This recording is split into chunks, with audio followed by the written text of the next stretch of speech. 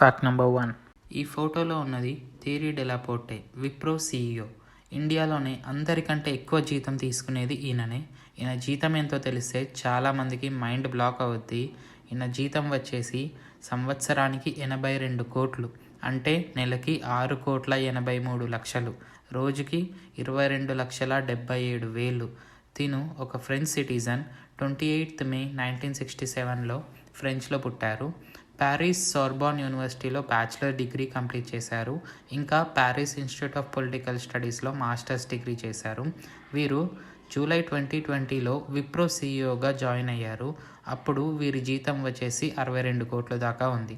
అంతకుముందు 25 సంవత్సరాలు క్యాప్జెమినీలో వర్క్ చేశారు. Fact number 2. బ్రహ్మానందం. ఈయన కామెడీ చూసి నవ్వని వాళ్ళు ఉండరు. ఒక రిపోర్ట్ ప్రకారం ఇండియాలోనే అత్యంత ధనవంతులైన కమీడియన్, బాగా రిచ్. కొన్ని రోజుల నుంచి వైరల్ అవుతుంది ఈ న్యూస్. బ్రహ్మానందం గారి ఆస్తి విలువ 490 కోట్లు. ఈ స్థాయి వారికి ఊరికే వచ్చిండదు కదా, దాని వెనక ఎంతో కృషి ఉంటుంది. వీరి జీవితం ఎలా మొదలైందో చెప్తా. బ్రహ్మానందం గారి పూర్తి పేరు కన్నగంటి బ్రహ్మానందం. 1 ఫిబ్రవరి 1956న సత్తెనపల్లె, గుంటూరు జిల్లాలో జన్మించారు. ఇప్పుడు వీరి వయసు 67 ఏళ్ళు. ఒక సాధారణ మధ్యతరగతి కుటుంబం నుంచి వచ్చారు బ్రహ్మానందం గారు. వారి తండ్రి పేరు నాగలింగాచారి, కార్పెంటర్గా పనిచేస్తూ పిల్లలకి ట్యూషన్స్ చెప్తూ ఉండేవారు.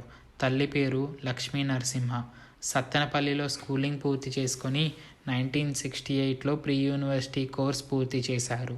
ఆ తర్వాత భీమవరంలోని దంతలూరి నారాయణరాజు కాలేజ్లో గ్రాడ్యుయేషన్ పూర్తి చేసుకొని ఆంధ్ర యూనివర్సిటీ విశాఖపట్నంలో డిగ్రీ కంప్లీట్ చేశారు.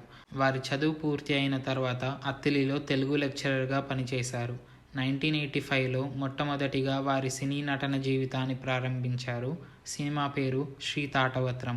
1988లో రిలీజ్ అయింది. చంటబ్బాయి మూవీలో బ్రహ్మానందం గారి మిమిక్రీ స్కిల్స్ చూసి చిరంజీవి గారు వారిని చెన్నై తీసుకువెళ్లారు. అలా సినిమా జీవితాన్ని మొదలుపెట్టిన బ్రహ్మానందం గారికి మొట్టమొదటిగా వచ్చిన major award best comedian award. ఆ తర్వాత జనవరి 2009లో పద్మశ్రీ అవార్డ్, అదే కాకుండా 6 నంది అవార్డులు, 6 cinema awards, 1 Filmfare award and 3 south Indian international movie awards కూడా వచ్చాయి. జూన్ 24, 2010లో బ్రహ్మానందం గారికి గిన్నిస్ వరల్డ్ రికార్డ్స్ వచ్చింది అత్యంత ఎక్కువ ఫిలిమ్స్లో నటించినందుకు. 1000కి పైగా సినిమాల్లో నటించారు వీరు. 490 కోట్ల దాకా ఆస్తి ఉంది అన్నాను కదా, అందులో కొన్ని ఏంటో చెప్తా. ప్రస్తుతం వారు జూబ్లీ హిల్స్, హైదరాబాద్లో ఉంటున్నారు. ఆ ఇంటి విలువ వచ్చేసి 5 కోట్ల దాకా ఉంటుంది. ఇదే కాకుండా వేరు చోట్లలో విలువైన బంగ్లాలు, రియల్ ఎస్టేట్ ప్రాపర్టీస్ కూడా ఉన్నాయి. ఇంకా వారికి ఉన్న కార్లు చూసుకుంటే 2,70,00,000 విలువ చేసే ఆడి R8 స్పోర్ట్స్ కార్, 75 లక్షలు విలువ చేసే ఆడి Q7, Mercedes Benz S class 2,20,00,000.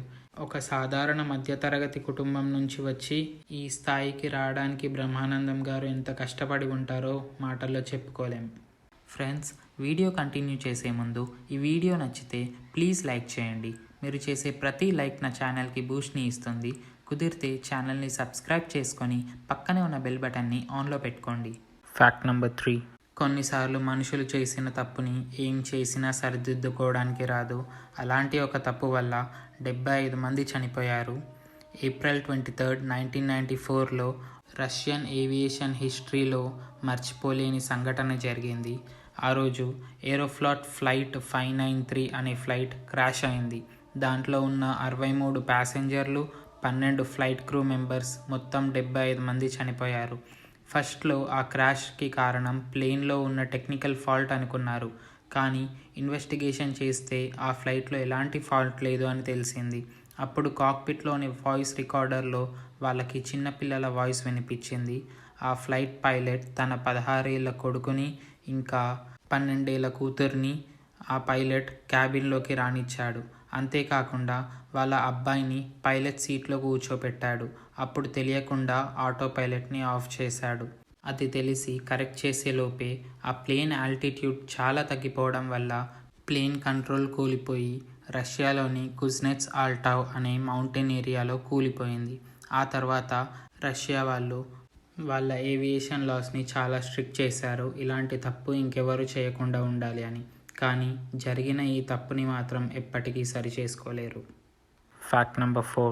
కొన్నిసార్లు మీరు ఆస్ట్రోనాట్స్ని వైట్ సూట్లో మరికొన్నిసార్లు ఆరెంజ్ సూట్స్లో చూసి ఉంటారు. అసలు 2 కలర్ల స్పేస్ సూట్స్ ఎందుకు ఉంటాయో చెప్తా. ఆస్ట్రోనాట్ సేఫ్టీ కోసం. స్పేస్ షటిల్ భూమి నుంచి స్పేస్కి వెళ్ళేటప్పుడు కానీ స్పేస్ నుంచి భూమికి తిరిగి వచ్చేటప్పుడు కానీ ఆరెంజ్ కలర్డ్ స్పేస్ సూట్స్ని యూజ్ చేస్తారు. దీన్ని అడ్వాన్స్డ్ క్రూ ఎస్కేప్ సూట్ అంటారు. పేరుకి తగ్గట్టుగానే దీన్ని ఎస్కేప్ కోసం యూజ్ చేస్తారు. ఈ సూట్లో పారాషూట్, సిజర్స్, రేడియో కమ్యూనికేషన్స్ లాంటివి చాలా ఫీచర్స్ ఉంటాయి. ఎమర్జెన్సీలో స్పేస్ షటిల్ నుంచి ఎస్కేప్ అవ్వడానికి ఈ సూట్ని యూజ్ చేస్తారు. దీనికి ఆరెంజ్ కలర్ ఉండడానికి కూడా ఒక రీజన్ ఉంది. ఆస్ట్రోనాట్స్ స్పేస్ షటిల్ నుంచి జంప్ చేసి ఎక్కడైనా అడవిలో లేదా కొండ ప్రాంతాలలో ఉంటే రెస్క్యూ ఆపరేషన్ చేసే వాళ్ళు ప్లేన్లో వీళ్ళని వెతికినప్పుడు వైట్ కలర్తో కంపేర్ చేస్తే ఆరెంజ్ కలర్ ఈజీగా కనిపిస్తుంది. ఇది ఆరెంజ్ సూట్కి ఉన్న పర్పస్. ఇప్పుడు వైట్ కలర్ సూట్ ఎప్పుడు వేసుకుంటారో చెప్తా. ఈ వైట్ సూట్ని ఆస్ట్రోనాట్స్ స్పేస్లో యూజ్ చేస్తారు, అక్కడ ఉన్న టెంపరేచర్స్ అండ్ యూవీ రేడియేషన్ని తట్టుకోవడం కోసం. దీన్ని ఎక్స్ట్రా వెహిక్యులర్ యాక్టివిటీ సూట్ అంటారు. స్పేస్లో టెంపరేచర్స్ -100 నుంచి 120 degrees వరకు ఉంటుంది. దీంట్లో ఆరెంజ్ సూట్ కంటే చాలా అడ్వాన్స్డ్ ఫీచర్స్ ఉంటాయి. అలాంటప్పుడు ఎస్కేప్కి కూడా ఇదే యూస్ చేయొచ్చు కదా అంటే దీని బరువు చాలా ఎక్కువ ఉంటుంది. ఇది వేసుకొని ఎక్కువ మూమెంట్ చేయలేరు. సో దీని ఫీచర్స్ దానికి ఉన్నాయి. Fact number 5. ఈ ఫోటోలో ఉన్న వ్యక్తి పేరు సర్ లీకా షింగ్. ఇతను హాంకాంగ్లో one of the richest business man. వీళ్ళ అబ్బాయి పేరు విక్టర్ లీ. విక్టర్ లీని ఒకడు కిడ్నాప్ చేశాడు. వాడి పేరు చెంగ్యూ. కిడ్నాప్ చేసి లీకా షింగ్కి కాల్ చేశాడు. మీ అబ్బాయి నీకు తిరిగి కావాలంటే నేను అడిగినంత డబ్బు ఇవ్వాలి అని డిమాండ్ చేశాడు. మనోడు రిచ్ కదా, అడిగినంత డబ్బులు ఇచ్చాడు. ఎంతో తెలుసా? 900 కోట్లు. డబ్బులు ఇచ్చాడు, కొడుకు దొరికాడు, అమ్మయ్య సుఖంగా ఉండొచ్చు అనుకుంటే ఆ కిడ్నాపర్ మళ్ళీ ఫోన్ చేశాడు. అప్పుడు లీకా షింగ్ భయపడుతూ ఫోన్ తీశాడు. ఫోన్లో ఆ కిడ్నాపర్, అన్నయ్య డబ్బులైతే ఇచ్చావు, మరి ఇప్పుడు ఈ డబ్బులు ఎక్కడ ఇన్వెస్ట్ చేయాలో కూడా కొంచెం చెప్పొచ్చు కదా అని హెల్ప్ అడిగాడనమాట. అప్పుడు లీకా షింగ్, నేను మరీ అంత ఎదవలాగా అనిపిస్తున్నానా, ఓ మాదిరిగా కూడా కనిపిస్తలేదా అని అనలేదు. ఏమన్నాడో తెలియదు. ఫ్రెండ్స్, నాది చాలా కొత్త ఛానల్. ఈ వీడియో నచ్చితే ప్లీజ్ లైక్ చేయండి. అలాగే మీ ఫ్రెండ్స్ అందరికీ షేర్ చేయండి. మీరు చేసే ప్రతి లైక్ నా ఛానల్కి బూస్ట్ని ఇస్తుంది. ఇలాంటి మరెన్నో ఇంట్రెస్టింగ్ వీడియోస్ మిస్ కాకుండా చూడడానికి తెలుగు ఫ్యాక్ట్స్ బై ఆనంద్ ఛానల్ని సబ్స్క్రైబ్ చేసుకొని పక్కనే ఉన్న బెల్ బటన్ని ఆన్లో పెట్టుకోండి.